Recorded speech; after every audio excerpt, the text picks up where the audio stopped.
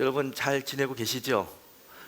저는 요즘 너무 기쁜 게 새벽에도 만나고 저녁에도 만나고 너무 기쁩니다. 너무 이렇게 와서 감사하고요. 또 이렇게 우리가 새성전에서 새해를 시작하면서 같이 예배하고 기도하면서 시작한다는 게 큰 의미가 있는 것 같아요. 정말 올 한 해는 하나님이 우리에게 큰 은혜를 주시고 믿습니다. 그런 거 느껴지지 않으세요? 하나님이 얼마나 우리를 사랑하고 얼마나 예비하고 계시는지, 하나님께서 예비하신 풍성한 은혜를 올해 맛보는 그런 한 해가 되게 축복합니다. 제가 오늘 시락과 함께 신유라고 하는, 시락의 열매 신유라고 하는 주제를 가지고 말씀드리는데, 신유가 뭔지 아시죠 여러분? 하나님께서 치유하시는 걸 신유라고 이야기합니다. 우리 신유에 대한 말씀을 나누고 그 말씀 붙들고 기도할 때 우리 신유에 대한 기도를 하려고 합니다. 제가 이제 신유할 때 또 안수도 하려고 할 예정인데, 혹시 위에 계신 분들 이따가 기도할 때 이렇게 밑으로 내려오시면 같이 안수할 때 제가 안수하도록 하겠습니다. 여러분, 이 시락이라고 하는 단어는 잘 쓰지 않습니다. 시락하게 되면 굉장히 중국집 이름 같지 않습니까? 그래서 시락이라는 단어 잘 쓰지 않는 어려운 단어인데, 시락이 뭘까? 시락에 대해서 제가 이렇게 말씀을 묵상하다 느끼는 것은, 시락을 연구하면 연구할수록 시락은 신유와 굉장히 연관이 있다는 것을 알게 됐습니다. 그래서 제가 오늘 주제를 시락의 열매 신유라고 잡아봤습니다. 여러분, 사람은요, 이게 기운이 있어요. 기라고 그러잖아요. 어릴 때부터 작년에 이르기까지 기가 있습니다. 물은 위에서부터 아래로 흐르는데 사람의 기는 아래에서부터 위로 올라갑니다. 어릴 때는요, 그 기가 어디에 모이냐면 다리에 모여요. 다리요. 그래서 아이들이요 잘 뛰어요. 신나게 뜁니다. 얼마나 아이들이 잘 뛰는지 몰라요. 특별히 한국 어린이들 잘 뜁니다. 외국 가서 이렇게 외국의 백화점 같은 데 가잖아요. 그럼 동양 아이들이 조그만 데 막 뛰어다녀요. 99% 한국 사람들입니다. 왜 이렇게 한국 애들 잘 뛰는지 모르겠어요. 기가 발에 많이 모여서 그런가 봐요. 근데 서양 사람들을, 또 외국 사람들 잘 뛰지 않는데, 그리고 또 부모들이 뛰지 못하게 하죠. 근데 우리 아이들은 진짜 잘 뛰어요. 잘 뜁니다. 그게 뭐냐면 기가 다리에 있어서 그래요. 그래서 조금 이제 자랍니다. 아이가 자라가지고 이제 청년이 되게 되면요, 그 기가 어디로 올라오냐면 허리로 올라와요. 청년 때 힘이 제일 세잖아요. 힘이 어디서 나온다고 이야기합니까? 허리에서 나온다. 허리에서. 힘이 허리에서 나온다고 그러잖아요. 기가 허리로 모이기 때문에 그래요. 여러분, 저는 아직도 지금 생각하는데, 우리 이제 저하고 비슷한 세대의 사람들 중에서 잊지 못할 우리 한국 사회의 큰 사건 하나는 2002년 월드컵인 것 같아요. 월드컵 얼마나 신납니까? 4강에 올라갈 때 너무 신난 것 같아요. 그때 장면마다 아직도 눈에 선합니다. 근데 제가 그 장면을 보면서 잊어버리지 않는 장면이 있는데, 그것은 뭐냐면요, 박지성 선수가 골을 넣는 거예요. 포르투갈전에서 하고 있는 막 시합을 하고 있는데 공이 슉 날라오니까 박지성 선수가 가슴으로 공을 트래핑한 다음에 왼발로 쫙 쳤는데 골대에 꽉 꽂히는 거예요. 그거 다 보셨잖아요. 그 텔레비에서 수십 번도 더 재방송했기 때문에 다 여러분 상상할 수 있습니다. 골을 넣은 다음에 어떡합니까?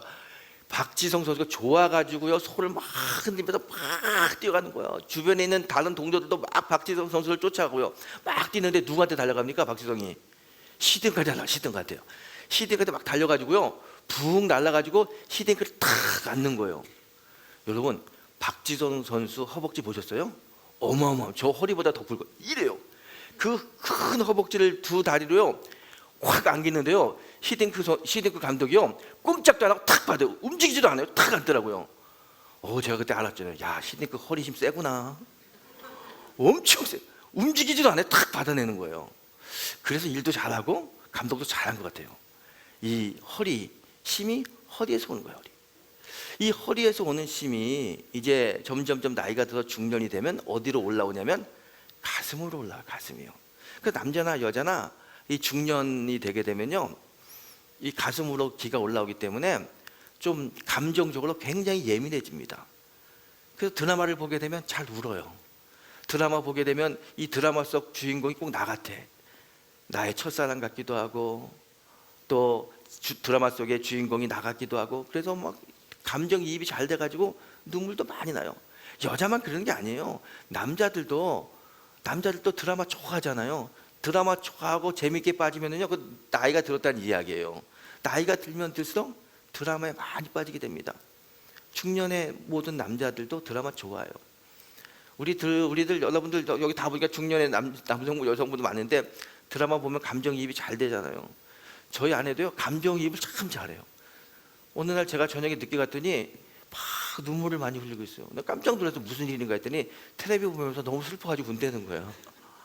그래서 제가 여보, 내 설교 들으면서 그렇게 한번 물어봐. 여러분 정말 그 드라마 보면서 울지 말고 설교 들으면서 은혜 받고 눈물 좀 흘렸으면 좋겠어요. 근데 우리가 이렇게 눈물이 나와요. 왜냐하면 우리 기가 가슴에 있기 때문이에요. 남자들도 마찬가지고요. 남자들도 나이가 들면 드라마 보면서 눈물도 나고 그렇죠. 그렇게 이 중년 이후에 기가 가슴에 모이는데, 그러다가 그 기가 어디로 올라갑니까? 이제 나이가 들면 노년이 되면요, 그 기가 어디로 올라가냐면 입으로 와. 입으로. 그래서 연세가 드시게 되면 말이 많아져요. 말이 많아져. 근데 여러분, 노인들이 말 많은 거 그 이상하게 생각하지 마세요. 지극히 정상이에요. 나이가 들면 힘이 없잖아요. 그러니까 뛸 수도 없어요. 허리도 약해요. 근데 입은 그렇게 힘이 안 드니까 기가 여기 다 모이니까 말 막 하는 거야. 말을 많이 합니다. 했던 말 또 하고. 그래서 연세 드신 분들, 은퇴하신 목사님들 설교시키면 길어져요. 굉장히 길어져요. 왜냐하면 오랜만에 말을 해야 할 기회가 주어지니까 말을 막 하는 거예요. 목사님들이 은퇴하면은요, 늘 푸른 교회라고 은퇴한 목사님들이 다니는 교회가 있어요.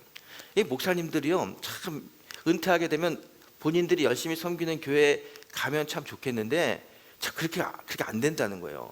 가게 되면 또 새로운 담임 목사님이 계시니까 담임 목사님한테 누가 되기도 하고 또 이렇게 눈치 보기도 하니까 자신들이 섬겼던 교회는 못 가요.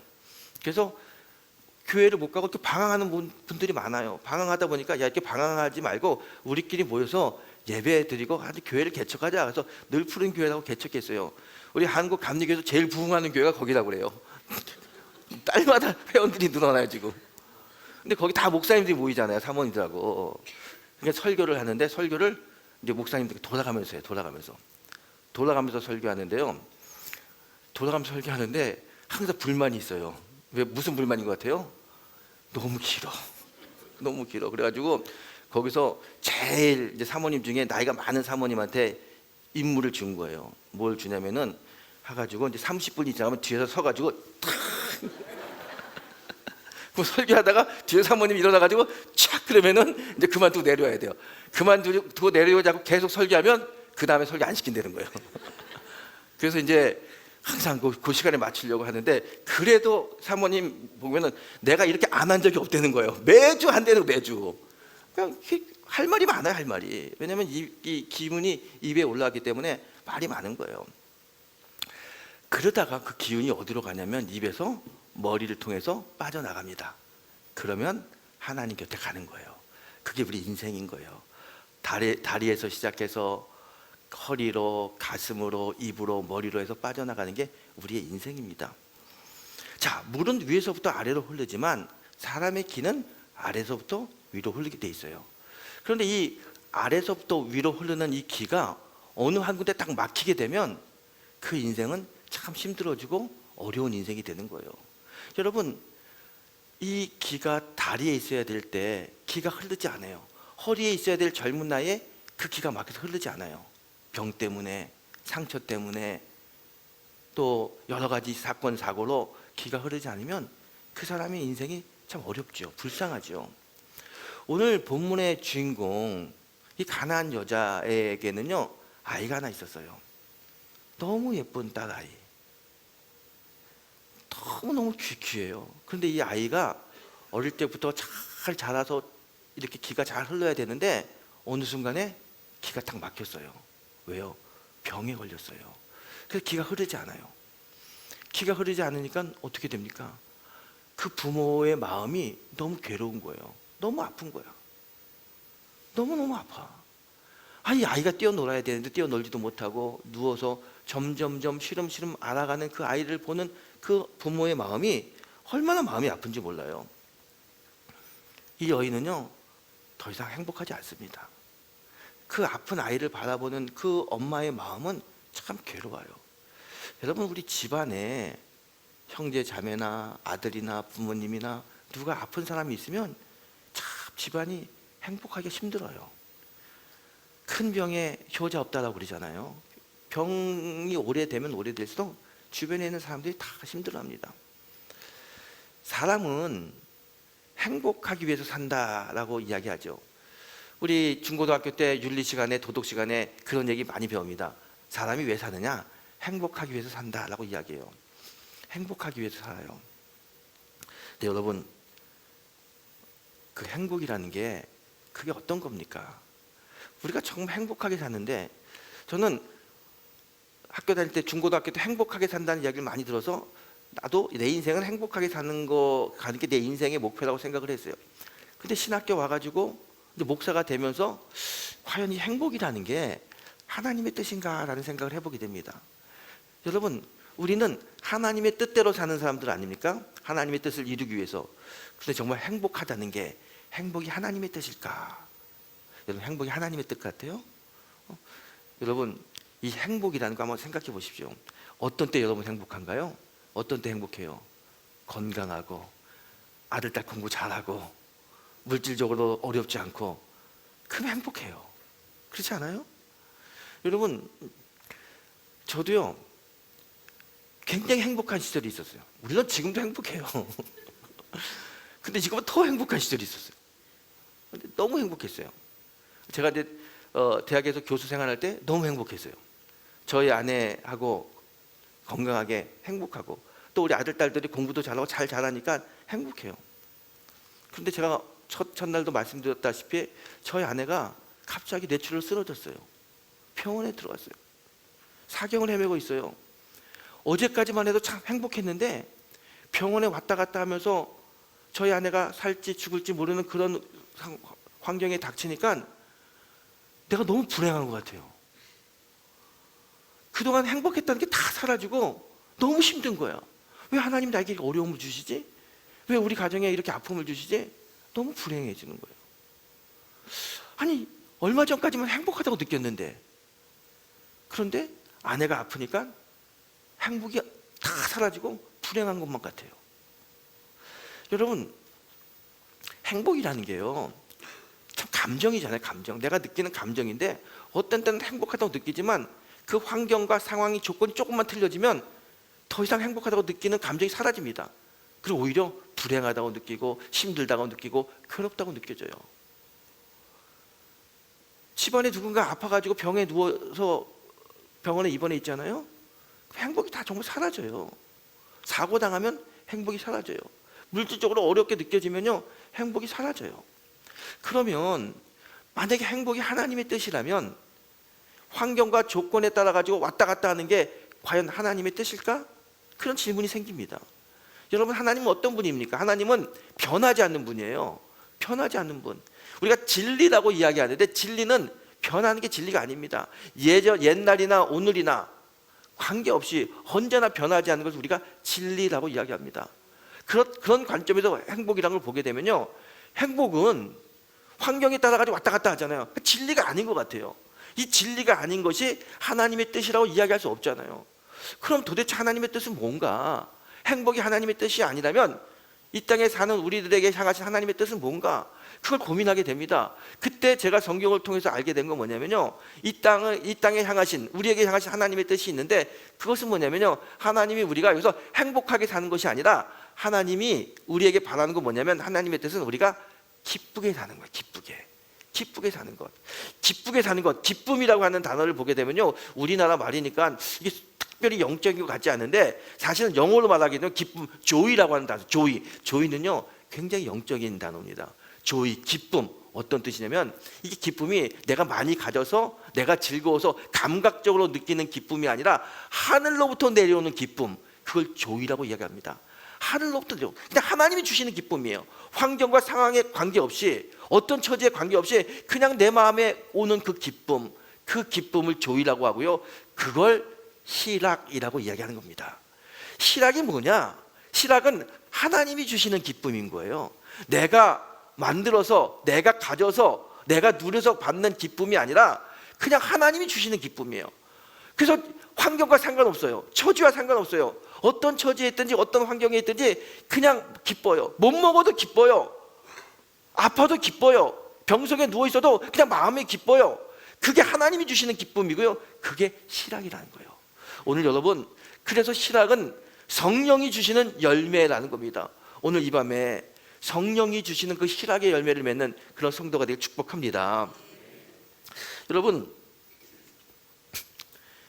이 성령이 주시는 실학, 이게 정말 실학이거든요. 어떤 환경에 상관없이 우리의 마음에 기쁨이 오는 것.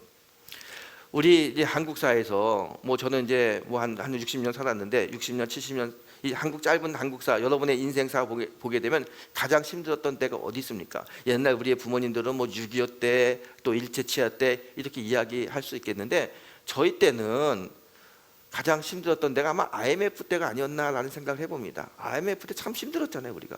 물론 지금도 어떤 분들은 IMF 때보다 더 힘들어요. 힘든 시간을 보내고 있는 분도 많지만 그래도 IMF 때 참 힘들었던 것 같아요. 이 IMF 때 제가 친한 친구가 있어요. 이 친구가 사업을 하는데 사업이 잘 안 돼요. 어려워요. 그 집에 와가지고 사업이 안 된다고 걱정 막 하는 거예요. 그 걱정을 아이들이 듣잖아요. 아이들이 그냥 들어요.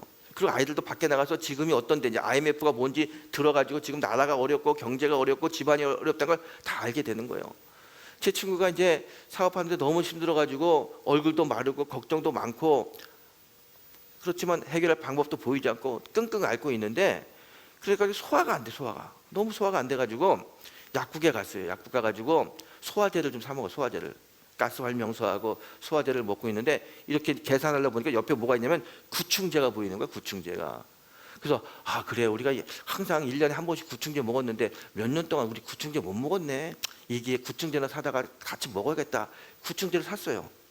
사갖고 가지고 저녁에 아이들 불러가지고 야, 약 먹자. 약을 까서 주는 거예요.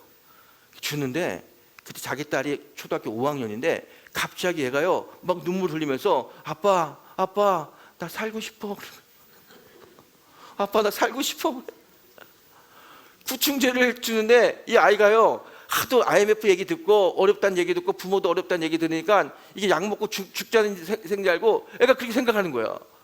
그래서 갑자기 얘가 왜 아빠 왜 살고 싶어 깜짝 놀라가지고 아니 그거 아니야 이거 먹어 괜찮아 그랬더니 아빠 나 살고 싶어. 아빠 내가 공부 열심히 할게. 내가 아빠 용돈 달라고도 안 할게. 아빠 나 살고 싶어. 나는 약 먹기 싫어. 그래가지고 이 친구가 너무 놀랬다고 그 이야기를 이제 저한테 하는데 제가 그 얘기 들으면서 야 이게 웃어야 될지 울어야 될지 모르는 거예요. 그 정도로 우리가 참 어려운 시간을 지나고 있었어요. 이 어려울 때 우리들의 마음에 참 기쁨이 없죠. 기쁨이 없어요. 이 기쁨이 없으니까 삶이 참 삭막해집니다. 제가 그 IMF 때 라디오에서 이런 이야기를 들은 적이 있어요. 어떤 방송국에 사연이 들어왔는데 이렇게 이야기를 합니다. 남편과 아내가 굉장히 화목하게 잘 살고 있었어요. 근데 어느 날 아내 동생이 찾아왔어요. 남동생이 찾아왔는데 지금 내가 너무 경제적으로 어려우니 누나 돈 좀 빌려달라고. 가정주가 돈이 없잖아요. 네 매형하고 얘기해 보겠다고. 그날 저녁에 남편이 왔을 때 이야기합니다. 동생이 지금 너무 힘든데 우리 돈 좀 빌려줍시다. 돈 좀 빌려줍시다. 우리 돈이 어디 있다고. 여보 우리 아파트 있는 거 담보대출해가지고 우리 동생 좀 빌려주려고.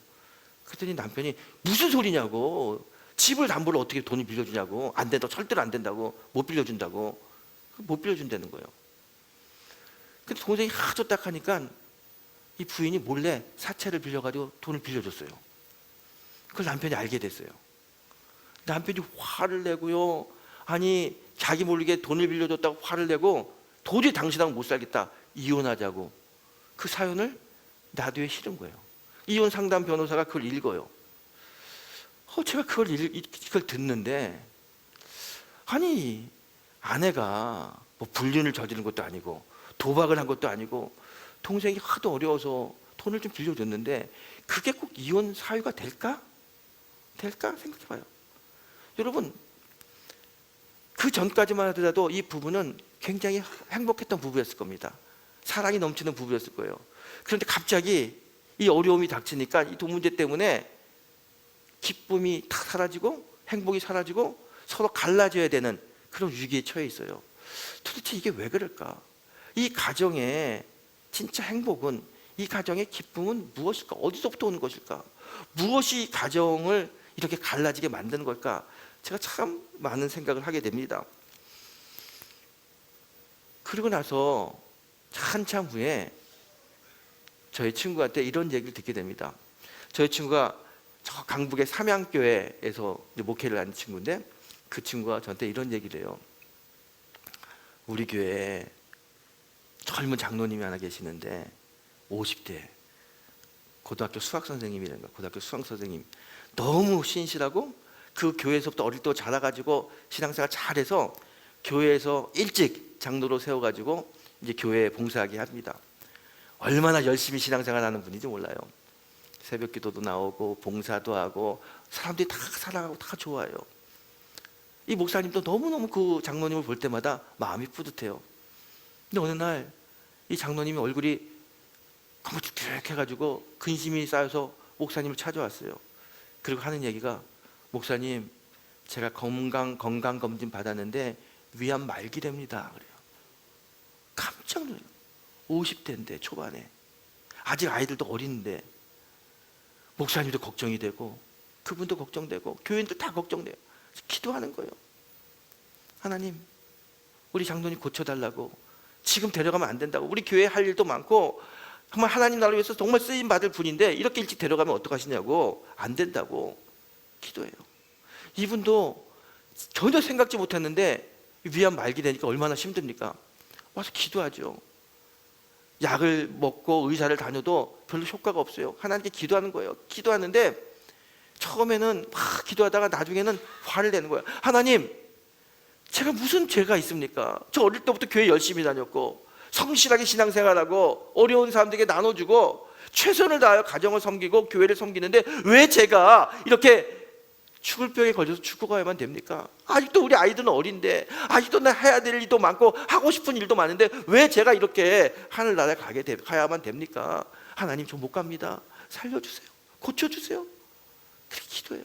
그 기도를 듣는 목사님의 마음도 너무 아파서 같이 기도하는 거죠. 하나님, 우리 장로님 살려주세요. 우리 장로님 너무너무 아직 젊습니다. 해야 될 일이 많습니다. 우리 교회 일꾼입니다. 살려주세요. 기도해요. 그렇게 기도를 하는데 시간이 지날수록 이 장로님의 병은 점점 악화됩니다. 점점점 몸이 쇠하고 이제 먹지도 못하고 누가 봐도 이제 하늘나라에 갈 시간이 임박한 것 같아요. 어느 날 이 장로님이 목사님에게 편지를 하나 가져왔어요. 목사님께 제가 이 편지를 드립니다. 한번 읽어보세요. 그 편지 내용을 우리 친구 목사가 저한테 보내줬는데 제가 한번 읽어드릴게요. 하나님, 제가 암이라고 하는 판정을 받았을 때 저는 하나님이 너무너무 미웠습니다. 왜 하필 내가 그런 병에 걸려야 되는지 이해할 수도 없었고 이해하기도 싫었습니다. 하나님이 너무 미웠습니다. 어릴 때부터 주님만 보고 살았는데, 주님이 반드시 고쳐줄 거라고 믿고 살았는데 이제 주님이 저를 데려가려고만 하시니 제 마음이 너무나 아픕니다. 그런데 주님, 제가 기도하면서 점점 저에게 이상한 감정이 생깁니다. 그것은 죽음에 대한 공포보다는 죽음에 대한 기쁨이 저에게 생기기 시작했습니다. 이상한 기쁨이 제 마음에 차오릅니다. 하나님께서 주시는 기쁨, 실학의 열매가 나에게 느껴집니다. 그리고 제가 이 편지를 통해서 내 자녀와 아내에게 하고 싶은 이야기가 있습니다. 사랑하는 딸, 사랑하는 여보, 내가 이 세상에 없다는 것 때문에 당신들 또 우리 딸들이 슬퍼할 거야. 가슴 아플 거야. 하지만 너무 슬퍼하지 마. 나 기쁘게 구원의 확신을 가지고 하늘나라 가. 그리고 그 구원의 확신이 우리 가정에 더 큰 은혜로 다가오기를 바래. 그리고 내가 없어도 우리 가정에 하나님이 주시는 축복, 하나님이 주시는 기쁨의 가정이 되기를 바래. 그리고 사랑하는 성도 여러분, 우리 교회도 주님이 주시는 기쁨, 주님이 주시는 실학이 풍성한 열매 맺는 교회가 되었으면 좋겠습니다. 이 편지를 주고 며칠 있다가 하늘나라 가셨다고 그래요. 그 목사님이 이제 이 편지를 이제 저에게 보여주면서 막 울어요. 막 웁니다. 저는 그 친구하고 같이 이렇게 눈물을 흘리면서, 야, 실학의 기쁨이라는 게 이게 무언지를 제가 어렴풋이 느낄 수 있는 것 같아요. 여러분, 어떤 가정은 그냥 남편 몰래 돈 조금 빌려줬다고 그냥 사니 안 사니 이혼하니 가정이 깨져요. 근데 어떤 가정은 죽음의 순간에도 그냥 기쁨이 있다는 거예요. 하나님 주시는 기쁨 때문에 감사하고 그 기쁨이 우리 가정에 충만히 임했으면 좋겠다, 그렇게 이야기합니다. 여러분, 우리가 신앙생활을 어떻게 해야 됩니까? 내가 조금 가지면 기뻐하고 가진 것이 없어지면 화가 나고 슬퍼하는, 이게 진짜 신앙생활인가요? 아니죠. 진짜 신앙생활은 어떤 환경과 어떤 형편 속에서도 하나님 때문에 기뻐할 수 있는 것, 하나님 바라보면 마음이 든든한 것, 하나님이 나의 하나님이기 때문에 하나님 고맙습니다 고백할 수 있는 것, 이게 진짜 신앙 아닙니까? 저는요, 이렇게 하나님 때문에 기뻐할 수 있고 하나님 때문에 감사할 수 있고 하나님을 바라볼 수 있는 이 열매, 이게 바로 실학의 열매라고 믿습니다. 여러분, 오늘 이 실학의 열매가 우리 가정에 2025년 큰 열매로 다가오길 축복합니다. 어떤 환경이, 어떤 여건이 온다 할지라도 주님 때문에 기뻐할 수 있는 실학의 가정, 실학의 성도가 되길 축원합니다. 그러면 우리 신앙이 너무 신날 거예요. 그렇잖아요. 여러분, 인생을 살다 보면 어려운 일도 만나고 기쁜 일도 만나고 슬픈 일도 만나고 괴로운 일도 만납니다. 하지만 시시비비 일일일비하지 않고 그냥 기뻐도 하나님 때문에 기쁘고 슬퍼도 하나님 때문에 위로받고, 그게 신앙생활 아니겠습니까? 이러한 이 신앙의 열매, 실학, 얼마나 귀한 열매인지 모릅니다. 이 귀한 열매가 우리 안에 맺어지길 축복합니다. 그런데 여러분, 이 실학의 열매가 맺어져야 되는데 이 실학의 열매를 방해하는 가장 나쁜 악한 세력이 있습니다. 우리 안에 실학의 열매를 맺지 못하게 하는 것. 어떤 때 우리 안에 실학의 열매를 맺지 못하냐? 제가 가만히 목회하면서 보니까요, 병마가 오게 되면 실학의 열매를 맺기가 힘들어요. 우리 안에 병이 찾아오면, 병에 걸리면 우리 안에 기쁨이 사라져요. 하나님이 주시는 그 실학의 열매를 가지고 일어서야 되는데 오히려 병 때문에 실학의 열매를 잃어버리는 경우를 많이 보게 됩니다. 실학의 열매를 놓치는 경우를 봅니다. 그래서 여러분, 실학은 오히려 이 병을 물리칠 수 있고 이 병마를 가지고 하나님 주시는 이 신유의 능력으로 실학의 열매를 맺을 수 있다고 생각합니다. 그래서 우리가 실학의 열매는 반드시 신유의 역사로 맺어진다, 그렇게 저는 여러분과 그렇게 이야기하고 싶어요. 여러분, 우리의 실학의 열매를 방해하는 가장 악하고 나쁜 이 병마, 오늘 이 병의 문제가 우리 삶 속에서 해결되길 원합니다. 그래야 우리 마음에 실학, 하나님이 주신 기쁨의 열매가 충만히 맺어질 수 있어요. 여러분, 이 신유라고 하는 것, 신유가 뭡니까? 신유는 하나님이 병을 낫게 해주는 게 신유 아닙니까? 병이 낫는다는 것, 병에 걸렸다, 병이 나았다, 이거는 어떻게 보게 되면요, 현상적인 현상. 근데 여러분, 이 현상보다 본질적인 것, 병의 본질이 뭡니까? 왜 우리가 병에 걸리나요? 병에 걸리는 본질을 알았으면 좋겠어요. 병에 걸리는 이유는 두 가지입니다. 하나는 뭐냐면, 하나님이 우리를 하나님 품으로 데려갈 때, 그때 우리를 데려가는 방법으로 병을 주셔요. 병을 통해 가지고 아프게 한 다음에 하나님이 우리의 영혼을 하나님 품으로 데려가는 겁니다. 하나님이 데려가려고 주는 병은요, 어떤 방법을 써도 막을 수가 없습니다. 하나님의 뜻이기 때문에. 하나님의 뜻이기 때문에. 자, 그런데 하나님의 영광을 드러내기 위해서 주실 때가 있어요. 이 병마를 통해서 하나님의 영광을 드러내기 위해서 병을 허락하실 때가 있습니다. 병에 걸렸어요. 사람들이 다 죽는다고 그래요. 살 수 없다고 그래요. 그런데 우리가 기도하면서 예배에 은혜 받고 병 고침 받았어요. 하나님이 고쳐주셨습니다. 하나님이 고쳐주셨어요. 얼마나 하나님의 큰 영광이 됩니까? 하나님이 고쳐주셨습니다. 하나님께 영광 돌립니다. 그 영광을 받기 위해서 하나님이 병을 줄 때가 있어요. 병은 둘 중에 하나입니다. 하나님이 우리를 데려가려고 주시든지 하나님이 영광을 나타내려고 주시든지 둘 중에 하나입니다. 그런데 중요한 거는요, 우리가 어떤 게 하나님의 영광이고 어떤 게 하나님이 나를 데려가려고 하는지 모른다는 거예요. 그걸 알면 얼마나 좋겠습니까? 그래서 사람은 그걸 몰라요. 우리 알 수 있는 사람 아무도 없습니다. 내가 병에 걸렸어요. 감기에 걸렸다 하더라도 이게 하나님이 나를 데려가려고 감기를 주신 건지 아니면 하나님의 영광을 나타내려고 감기를 주신 건지 우리 몰라요. 알 수가 없어요. 그래서 우리가 뭘 해야 되는지 아세요? 그래서 우리가 기도해야 된다는 거예요.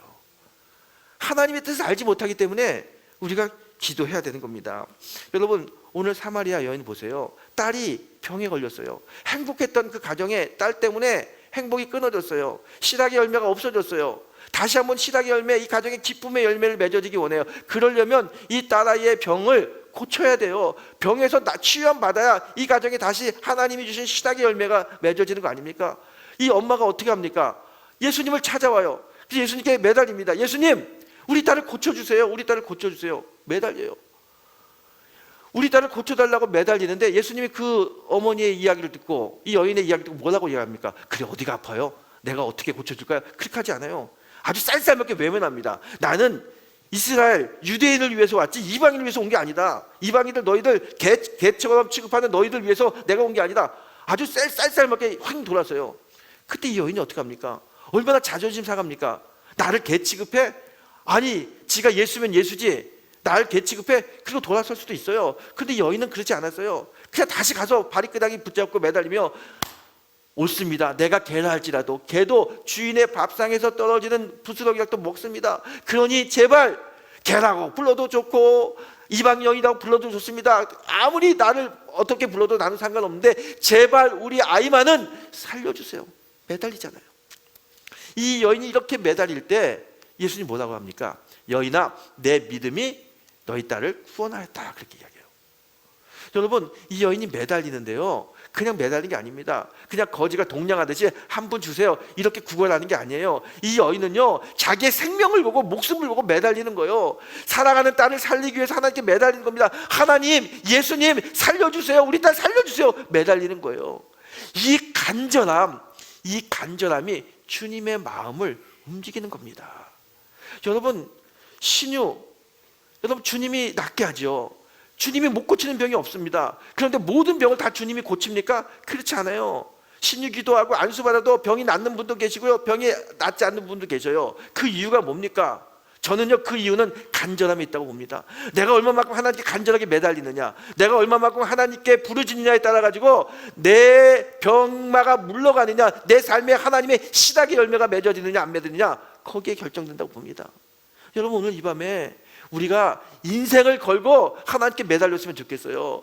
여러분, 병마를 물리치든지 여러분 인생의 문제를 해결받든지 하나님께 간절히 매달릴 때 하나님의 역사가 일어날 줄 믿습니다. 우리 매달려야 돼요. 여러분, 비슷한 이야기가 구약에 나옵니다. 다윗이요, 갓세바와 간음을 해서 이 밧세바가 임신을 하게 됩니다. 근데 이 아이가 병에 걸려 죽게 돼요. 병에 걸려 죽게 되니까 다윗이요, 하나님 전에 나와서 기도해요. 다윗도 간절히 기도해요. 하나님께 기도해요. 살려달라고. 하나님, 이 아이를 살려달라고. 제가 비록 죄를 지었지만 이 아이에게 무슨 죄가 있습니까? 이 아이를 살려달라고 기도합니다. 엎드려서 식음을 전폐하고 금식하며 기도해요. 그런데 하나님 그 기도 들어주지 않았어요. 아이가 죽었어요. 아이가 죽었다고 하니까 다윗이 이제 그 자리에서 툴툴 일어납니다.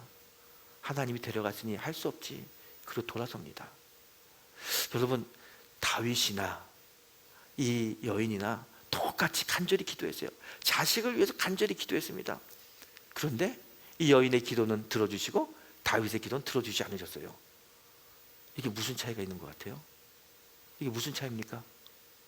왜 누구는 들어주고 누구는 들어주지 않았나요? 왜 여인의 기도는 들어주고 다윗의 기도는 들어주지 않습니까? 똑같이 자녀를 위해서 기도했는데, 똑같이 금식하며 하나님께 매달렸는데. 왠지 모르세요, 여러분? 그게 하나님의 뜻이에요. 하나님의 뜻입니다. 우리는 몰라요. 왜 여인의 이 아이는 살려주고 다윗의 딸은 아이는 죽였는지 우리는 모릅니다. 몰라요. 알 수 없어요. 그래서 우리가 매달리는 거예요. 내가 매달렸을 때 내가 고침받을지 고침받지 못할지 우리 아무도 몰라요. 몰라요. 그래서 매달려야 된다고요. 이 가나안 여인처럼 하나님께 매달리면 하나님의 뜻이 임하면 고침받습니다. 하나님의 뜻이 아니면, 하나님의 뜻이 데려가는 거 있으면 우리는 아무리 매달려도 하나님은 데려가셔요. 하나님의 뜻이 이루어지는 겁니다. 하지만 하나님의 뜻이 우리는 모르기 때문에 간구하는 거고 부르짖는 거고 기도하는 겁니다. 신앙은요, 신앙생활은 하나님의 뜻을 모르는 게 그게 신비인 거예요. 하나님의 뜻을 다 알면 신앙생활 여러분 잘할 것 같죠? 나 하나님의 뜻을 알면 너무 좋겠어. 하나님 뜻을 알면 하나님 오른쪽으로 가면 오른쪽으로 가고 왼쪽으로 가면 왼쪽으로 가고 너무 신날 것 같아. 천만에요. 그렇지 않아요. 하나님의 뜻을 모르는 게 신앙의 신비고요. 그게 신앙생활 하는 거예요. 하나님은 절대로 하나님의 뜻을 알려주지 않습니다. 하나님의 뜻을 너무 알려고 하지 마세요. 하나님의 뜻을 알려고 하는 것이 아니라 나는 내가 가지고 있는 신앙 안에서 하나님을 바라보고 최선을 다하는 거예요. 그리고 그 결과에 순종하는 겁니다. 하나님이 낫게 해주면 하나님께 영광을 돌리고, 하나님이 데려가면 그래 하나님이 천국 갔으니까, 천국으로 데려갔으니까 감사하다. 그렇게 기쁨의 고백을 하는 것, 그게 실학의 열매입니다. 실학의 열매는 내가 원하는 걸 가졌다고 실학의 열매가 맺어지는 것이 아니라, 실학의 열매는 내가 원하는 걸 갖든지 갖지 못했든지 예수님 때문에, 하나님 때문에 감사가 일어나고 기쁨이 일어나는 것, 그게 실학의 열매예요. 그래서 우리는 간구해야 되고 부르짖어야 되고 매달려야 되는 겁니다. 모든 역사는 하나님의 손에 달려 있습니다. 하나님이 살리면 살릴 것이고 하나님이 데려가면 데려가는 겁니다. 오늘 이 밤에도 우리가 기도할 때 하나님이 고쳐주시면 고쳐주실 거고, 하나님이 안 고쳐지면 못 고치는 거예요. 그런데 우리 알지 못하기 때문에 매달리는 겁니다. 어떻게 매달려요? 간절히 매달리는 거예요. 생명을 걸고 매달리는 겁니다. 나의 마음을 가지고 정말 하나님께 간절히 매달리면, 이 가나안 여인처럼 하나님께 매달리면 하나님이 우리의 그 기도 들으시고 하나님의 마음도 바뀔 수 있는 분이 우리 하나님이세요. 하나님은 마음을 바꾸세요. 모세가 이스라엘 백성들이 범죄했을 때 하나님이 이스라엘 백성 다 죽이려고 할 때 뭐라고 합니까? 차라리 저를 죽여달라고 막 이야기할 때 이 모세의 기도를 들으시고 하나님 마음 바꾸시잖아요. 우리 하나님은 마음도 바꾸시는 분이에요. 우리가 기도할 때 간절히 부르짖을 때 마음도 바꾸시는 분이 하나님이에요. 그렇기 때문에 우리는 하나님 앞에 기도해야 되는 거예요. 오늘 이 밤에 우리 열심히 기도해요. 여러분 어떤 인생의 문제를 가지고 있는지 모릅니다. 특별히 병마 때문에 싸우고 있는 분이 계시다면 오늘 우리 간절히 한번 기도해서 하나님의 능력으로 치유받는, 하나님의 마음이 움직여서 우리의 몸의 모든 병마를 물리치고 강건해서 실학의 열매를 맺는 그런 축복된 밤이 되길 소망합니다. 우리 같이 기도해요. 여러분 우리 기도할 때요, 그냥 건성건성 기도하지 마세요. 건성건성 기도하지 말고요, 좀 간절히 기도해요. 여러분 기도할 때 내 목소리가 내 귀에 들리면 되는 거예요. 내가 기도하는데 남의 목소리가 내 귀에 들리면 그 기도 잘 못하는 거야. 보통 뭐 기도하자 그러면요, 옆에 있는 사람 박자에 맞춰가지고 옆에 사람한테 아멘 아멘. 내가 내 기도해야 되는데 옆에 사람 기도할 때 거기다 맞춰가지고 아멘 하면 이게 되는 겁니까? 여러분 남의 소리가 안 들리고 내 소리가 내 귀에 들리는 거예요. 그 간절히 기도하는 거예요. 저는 이런 경험이 한 번 있어요. 제가 필리핀에서 선교사 할 때 이렇게 겨울에 집회를 했어요. 이제 외국인이니까 이제 영어도 잘 못하고 필리핀 말도 잘 못해요. 그래서 그냥 집회를 했어요. 집회하면서 그때 성령님이 저에게 그런 마음이 와서요, 안수 기도를 했으면 좋겠다는 마음을 많이 주셔요. 그래서 제가 집회하다가 내가 오늘 안수하겠다고, 혹시 안수 받으실 분들은 앞으로 나오시라고, 안수하면서 또 하나님의 큰 은혜가 있을 거라고 믿는다고 그렇게 얘기했어요. 근데 저는 그때 목회한 지도 얼마 안 됐고 선교사 나간 지도 얼마 안 됐는데 그때 따로 왜 이렇게 갑자기 하나님께서 안수를 하라고 하는 마음을 주시는지 모르겠어요. 근데 마음이 그렇게 오니까 제가 그냥 나도 모르게 안수하겠다고 그랬어요. 안수하겠다고 하고 이제 안수 받을 사람 나오라고 하는데요, 저는 안수하겠다고 하고 안수 받을 사람 나오라고 하면서 이런 생각을 한 거죠. 그래서 그냥 또 머리가 아파요, 배가 아파요, 이런 사람들이 왔으면 좋겠다. 기도해도 잘 눈에 안 띄니까 그렇게 생각하고 있는데 휠체어 탄 아이가 나오는 거예요. 부모가 휠체어를 끌고 와요. 안수를 받겠다고 이렇게 나오는데 제가 가슴이 철렁 내려앉더라고요. 그냥 제가 왜 나오지? 제가 왜 나오지? 아이가 와요. 그래도 안수 안 할 수가 없잖아요. 안수를 했죠. 하나님께. 하나님, 이 아이가, 이 부모가 휠체어를 타고 왔는데 저는 이 사정을 잘 모르지만 걷고 싶은 것 같아요. 일어서고 싶은 것 같아요. 하나님, 하나님께서 은혜를 주셔요.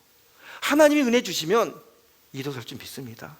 하나님이 은혜 주시면 걸을 줄 믿습니다. 기도했어요. 그리고 안수하고 나사렛 예수의 이름으로 명하노니 일어나 걸으라. 여러분 어떻게 된 것 같아요? 정말 저는 제 인생에 그런 경험을 지금까지 해본 적이 없어요. 그리고 다 어디 가서 잘 얘기도 안 합니다. 그 경험을. 그렇게 안수했을 때 아이가 일어나요. 제가 너무너무 놀랐어요. 제가 안수하고 제가 놀랐어. 그런 역사가 일어날 건 생각도 안 했는데 일어나더라니까요. 나중에 제가 그 부모를 만났어요. 부모가 이야기합니다. 목사님, 우리 아이가 일어났어요. 저도 너무 신기해요. 어떻게 일어났냐? 그 엄마가 얘기해요. 얘가 어릴 때 다쳐가지고 걷지를 못하는데 최근에 자꾸 죽고 싶다, 자살을 몇 번 시도했다는 거예요. 이렇게 왜 사냐고. 살기 싫다고, 걷지도 못하고 장애인으로 산다는 거 싫다고 그렇게 이야기해요. 그때 그 엄마가 이야기했어요. 야, 네가 장애인이 돼도 너는 내 아들이야. 나는 너를 너무 사랑해. 그 누구보다 너를 사랑해. 그리고 하나님도 너를 사랑해. 엄마가 너를 너무 사랑하는 그 마음 이상으로 하나님 너를 사랑해. 그 아이에게 자기가 사랑한다고. 그리고 오늘도 집회 오면서 자기가 기도했다는 거예요. 하나님, 정말 자기가 우리 아들 사랑하는데 내가 이렇게 우리 아들 사랑하는 것만큼 하나님도 우리 아들 사랑할 줄 믿습니다. 우리 아들이 정말 하나님이 또 내가 자기를 사랑한다는 그 마음을 좀 알게 해주세요. 사랑의 마음을 좀 알게 해주세요. 그래서 죽고 싶다는 이 마음 다 내려놓고 그냥 다른 일을 못하지만 그냥 살았으면 좋겠어요. 나하고 같이 있었으면 좋겠어요. 자살하려고 하는 그 마음을 좀 걷어갔으면 좋겠어요. 그렇게 기도가 왔다는 거예요. 제가 그때 깨달은 게 있습니다. 왜 신의 역사가 일어난가? 여러분, 제가 안수해서 신의 역사가 일어난 게 절대 아닙니다. 저는 그렇게 능력 있는 사람이 아니에요. 전 그렇게 능력이 있지 않아요. 제가 일으킨 것이 아니라 하나님이 일으키시는데, 하나님 왜 일으키셨냐? 그 엄마의 사랑 때문에. 자녀를 사랑하는 그 마음, 그 사랑의 마음을 귀하게 여기시고 하나님이 그 자녀에게 그 어머니의 사랑으로 말미암아 역사하신 거예요. 여러분, 그 엄마의 그 간절함이 저는 오늘 본문에 나오는 이 가나안 여인의 간절함과 똑같다고 믿습니다.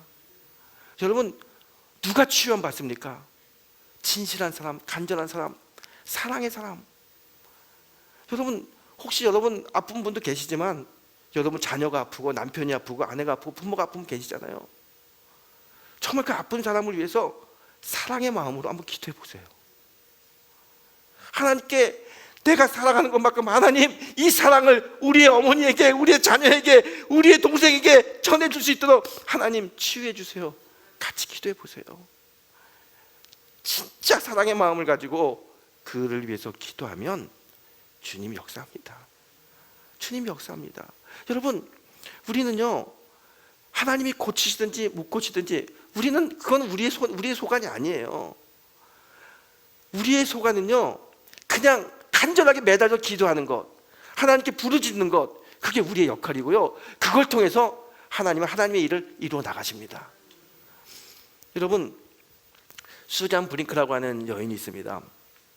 아마 옛날 있었던 분들 아마 들으신 분도 있고 못 들은 분도 있을 거예요. 이 수잔 브링크는 1966년생인데요 4살 때 스웨덴으로 입양 갔어요. 거기서 이제 한국애가 입양 갔으니까 얼마나 어렵겠어요. 외톨이죠. 근데 그 입양 부모가 잘 좋은 부모는 아니었나 봐요. 학대하고 그래서 가출하고 그래서 13살에 미혼모가 되고 자기가 버림받았듯이 자기 아이도 버릴 수밖에 없었어요. 자살을 2번이나 시도하고 정말 그녀의 인생은 최악의 인생을 살았습니다. 근데 그가 24살 때 교회에서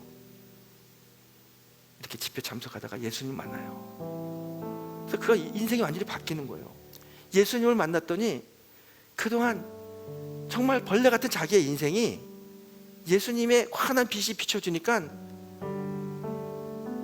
아름다운 나비처럼 보이는 거예요. 이제 내가 또 사람답게 살아야겠다, 하나님의 자녀로 좀 살아야겠다, 그런 마음이 와요. 그래서 교회에서 봉사하고 자기처럼 어려운 사람들 도와주고 섬기고 그렇게 살아요. 그 수잔 브랭크의 이야기가 이제 사람들에게 막 퍼지죠. 그래서 그 옛날에 MBC에서 인간시대라고 하는 그 다큐멘터리에서 그 여인의 일생을 찍어서 방영했습니다. 그게 우리나라에서 굉장히 인기가 있었어요. 그래서 그 내용을 가지고 1991년에 수잔 브링크 아리랑이라고 하는 영화를 하나 만듭니다. 그녀의 일대기를 그린 영화예요.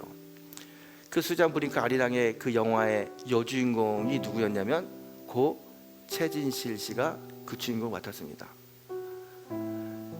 이 최진실이 그 영화의 주인공을 맡았는데요, 얼마나 수잔 브링크의 그 인생을 잘 연기했는지 너무 실감나게 연기한 겁니다.